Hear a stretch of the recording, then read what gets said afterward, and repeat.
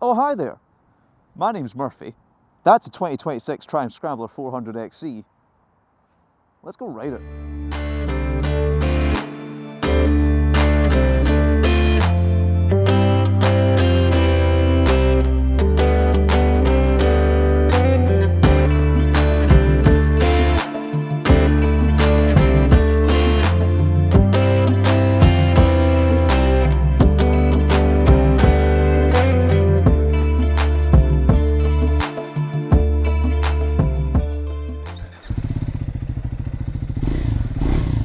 Oh, she's peppy for a 400. I say for a 400, it's hardly small. So, let's go.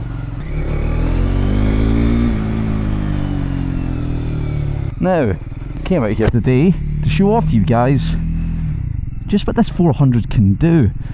We're going to do a little bit of a test to see, does it actually suit as a do-it-all motorbike? Now, you know me, I own my Yamaha R9, so I'm used to about 120 horsepower, and I've now stepped down, well, to a 400 with 40 something horsepower. Up front here, we've got basically what you need. We've got a trip indicator, fuel gauge, a analog speedometer for a little bit of retro and something quite modern. I want to be over there. Oh, this roundabout is not my friend. And neither be you, but you did say sorry. Now, I've got to say, that throttle's actually quite impressive. I thought there'd be a bit of laziness just with it being a single, but just not a single, but you would think, oh, maybe they've cut corners here or there. It doesn't feel like it. This is a fantastic machine already, and I'm 10 minutes into using it. I'm told by the guys at Triumph that it even suits as a 2-up machine. If you and your, well, lady friend or just your friend fancy going on a wee trip together, you could use this. But yeah, I'm a few minutes into this and it's already incredibly comfortable.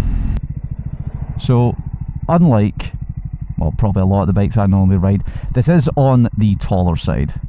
So at my lofty 5'7", I've got the ball of my left foot down quite comfortably while being on the brake, but don't expect, if you are my height, to be standing up on this thing and over the seat. It is taller, it is a scrambler, hence why we're out on roads like these where a scrambler belongs. Well, it actually probably belongs in even more off-road than this, but still. Let's go. So, up at 60 miles an hour, there's a fair bit of wind hitting me, but I'm in clean air. I don't feel like I'm being shoved back. My head isn't being swung around while I'm going. It does feel quite alright. We'll do some motorway sections later on to see how does it suit when you're doing a more continuously higher speed. And we'll be maintaining speed limits because this, unfortunately, is not my bike. I didn't even notice that was a speed bump and I went over it like a beaut! This one? Woo! Ha-ha! Ah. This is what 400s should do for you. Give you a bit of joy in your life. Everyone's so hamstrung on, oh, I need an R7, I need a litre bike, I need an S1K. No, you don't. You can have so much fun on something as simple as, whoa, this.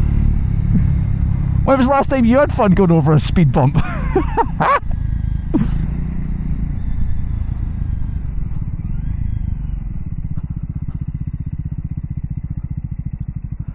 Now, we're starting with a bit of town work because this is really where the 400s probably shine their best. As commuters in and about towns, lightweight, you can flick them about, and it just feels good. Even on this rather cold, damp January afternoon. So yeah, bike's not warm. Happily puttering along in traffic here. Give a wee, no, won't give a wee honk to the horn. I don't want to annoy Glasgow right now. Right, review of the mirrors.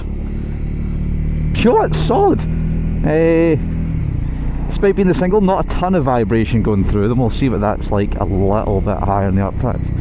Let's shift in a little bit, get it spun up. Okay, yeah, being a single, good bit of vibrations on them at the higher RPMs, but shifting up, do see it drop off a fair chunk. Thank you for looking to the right. Right, let's head on up the hill. Can we hold on to third?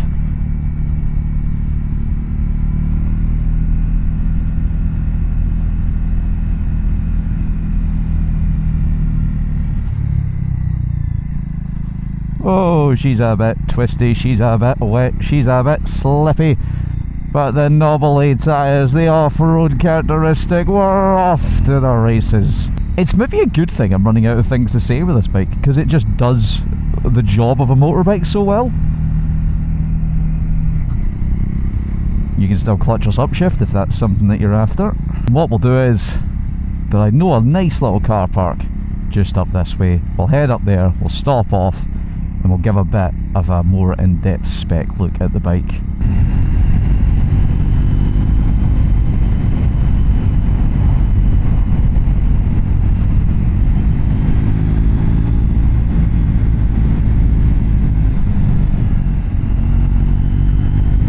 So let's do a little bit more spec talk now that we've got it a bit dirty and the, the white is looking a little bit less white since I've been with it.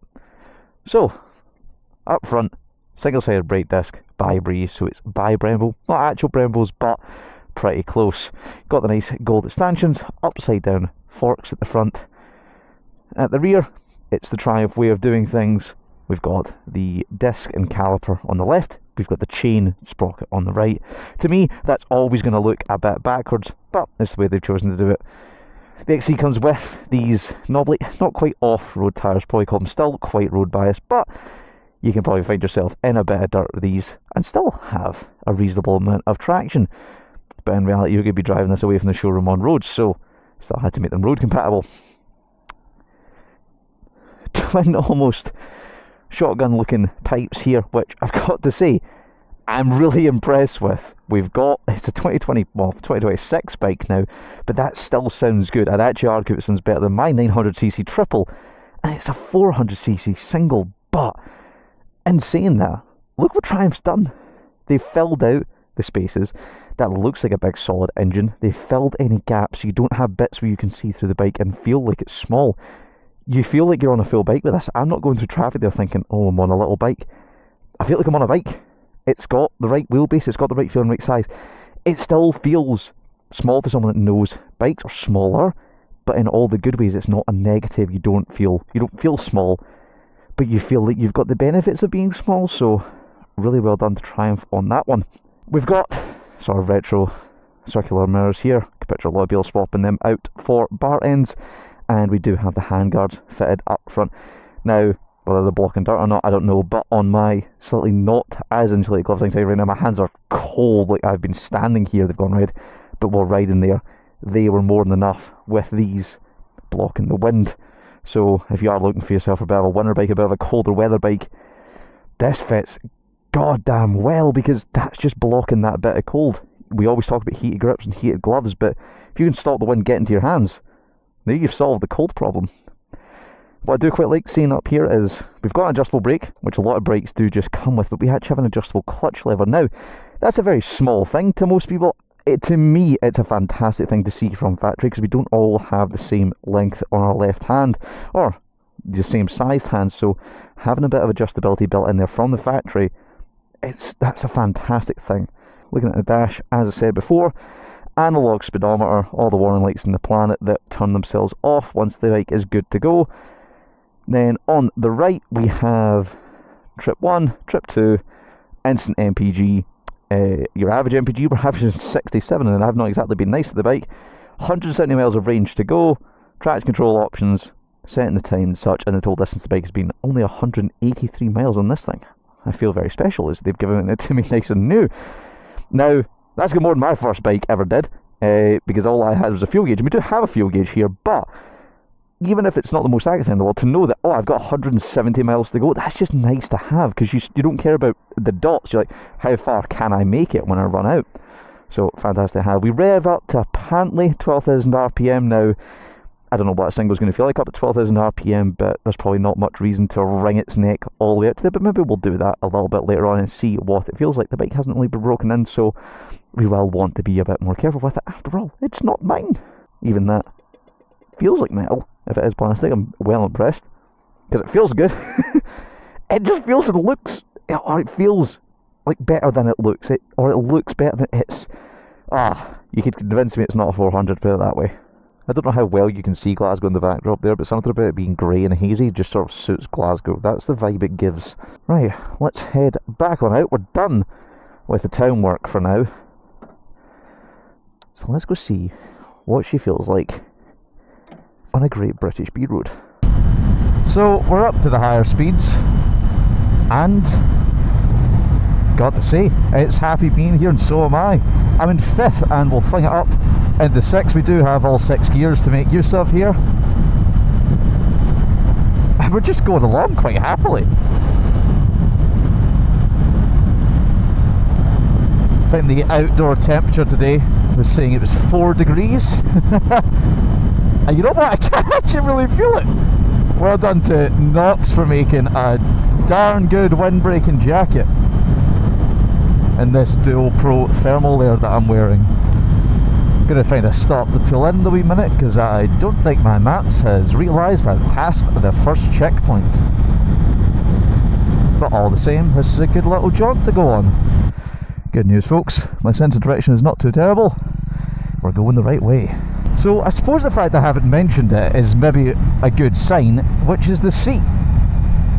Now, I'm not going to say it's the softest thing ever. It doesn't feel like I'm sitting on, you know, a lazy boy chair, but I'm very much not uncomfortable here. This is quite comfy. Sheep!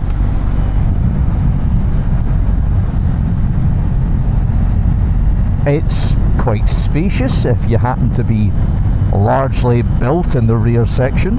And yet, because this isn't a bike for, you know, leaning off the bike and trying to get your knee down everywhere you are, I'm using my lower body to assist the turning. It's not so much my hands, but I'm just leaning on a different section of the seat because it is nice and wide and supported. Handlebar position, my elbows they're bent a little bit. Well, they're actually quite bent when I think about it. I'm more just resting my hands down. And because I'm just able to rest here, I feel like I could do hundreds of miles on this thing without much of an issue. There we go. Oh, lovely big oil spill there. You can tell we're in farmland now.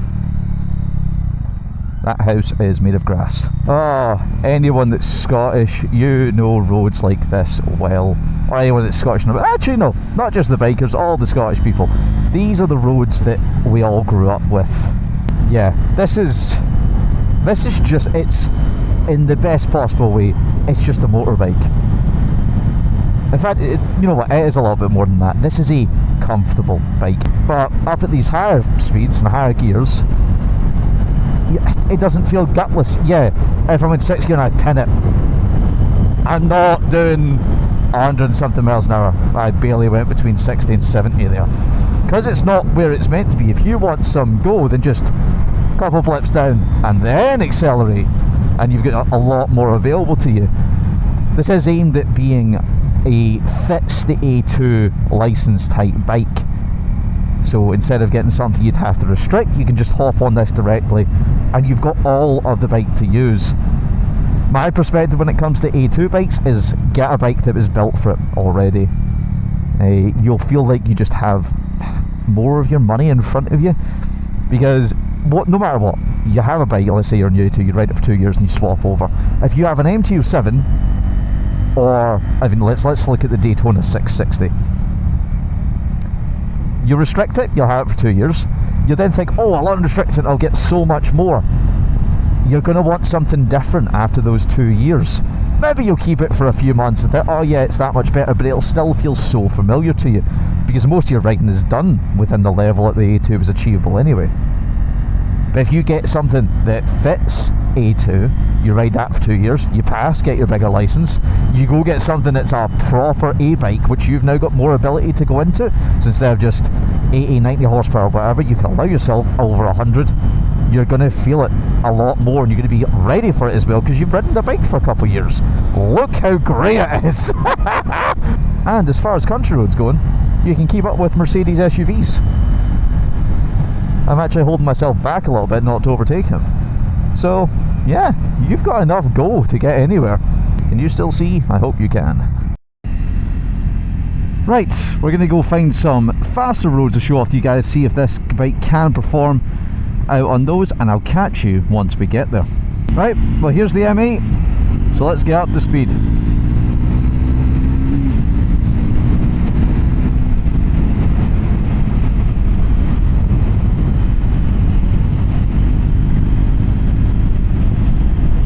So we're going to use that Range Rover as a bit of a guideline as to how does it perform as a motorway bike. Now, I'm a bit of an idiot, I forgot my earplugs, so it's a bit loud, but that's more so a helmet, I think. This is so absolutely fine. Bye Range Rover. I'm holding 70, I'm at 6,000 RPM, this red line's at 12 by the way, and we're fine. I'm one-handed, there's not too much vibration. A little bit of swing in the wing mirrors, more so by the road surface than the vibes of the engine. But we're going over, it's fine. But seriously, it's... if you were looking at a 400 and thinking, no, it's not going to be enough for me, it's not got enough poke or power, where else are you needing power like? Am I saying this would be a great track bike? Yep, probably not. It's not what it's built for. But for I just need this to get me to get me to work. I want to go on a wee bit of touring that's not, you know, the German Autobahn and redline it everywhere that I go. This just does the job. I'm overtaking cars quite happily here. There's not too much wind blast hitting me now because the bike's really not broken in. It is, the RPMs are flashing me, telling me to shift, but that's not a fact of the bike, that's more just how this is built. Yeah, very impressed with what Triumph has made with this. Excited to see what this feels like in a different shape, if you catch my drift. Wee bit of a teaser, maybe things to come. But they've made a fantastic thing in this Scrambler. Please let me take it off-road. We'll see, engine's maybe a little bit drony at this point. Don't know if, again, that's just because, as I said, I forgot my earplugs, not the brightest in the planet. But yeah, like if you want howls, you look at twins, you look at 4.3s, look at more cylinders. You want a bike to be a bike, you need one cylinder, two wheels and a throttle. Maybe a brake. Maybe a nice to have. But for lack of a better term, I'll pretend to be a car journalist. It's just a nice place to be. So, I think, let's spin on back and we'll give Triumph their bike back. Got a good chance to test its ability as a motorway filtering machine here. And I tell you what, it's past my flying colours. I think even being a bit taller than my normal bike is, this even feels a bit better. Honestly, if you're looking for a fun, cheap, cheerful mode of transport, why not get a Triumph 400? Like, why not? What's this missing that anything else has? I'm wearing the correct gear, so I'm warm enough. I'm waterproof, and it's raining. And when I get to traffic, I get to go through it and not sit in it like everyone else does. I'm happy enough continuing here, because everyone's moving. This at a standstill, like it did back there. I just get to go through it. Ah, bikes are so good. So what we'll have a look at here is a bit of how much fuel did we actually use in that process. So, range trip 1, total of 26.9 miles. Now, I'd be surprised if we were even going to be able to use the minimum dispense from this thing. It might have helped if Triumph had gone over with me. Oh! That makes so much sense. What's the minimum delivery in here?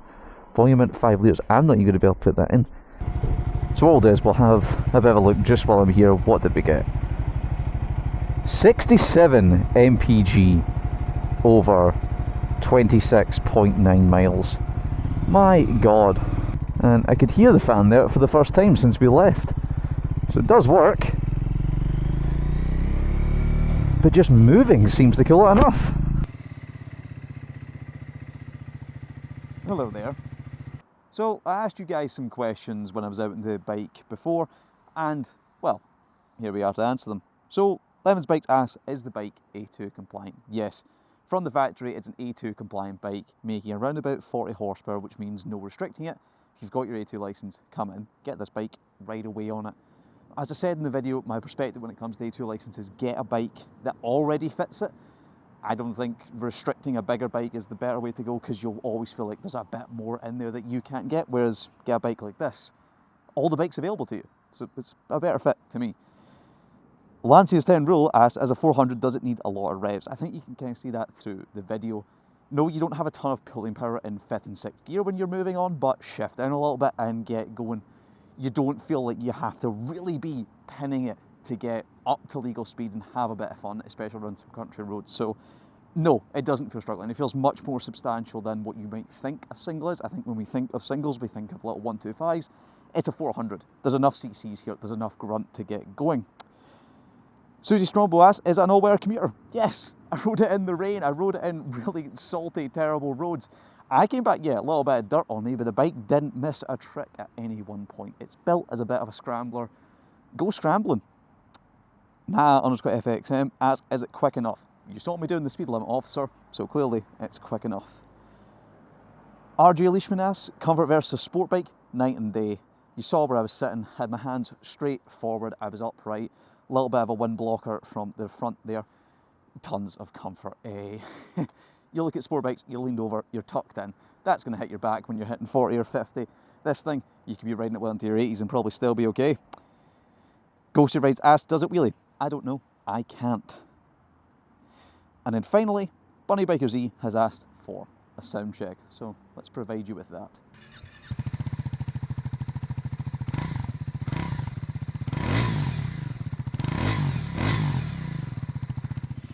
Don't tell me that doesn't sound good. Thanks again to West Coast for giving us the bike for the time. That is a hell of a lot of fun.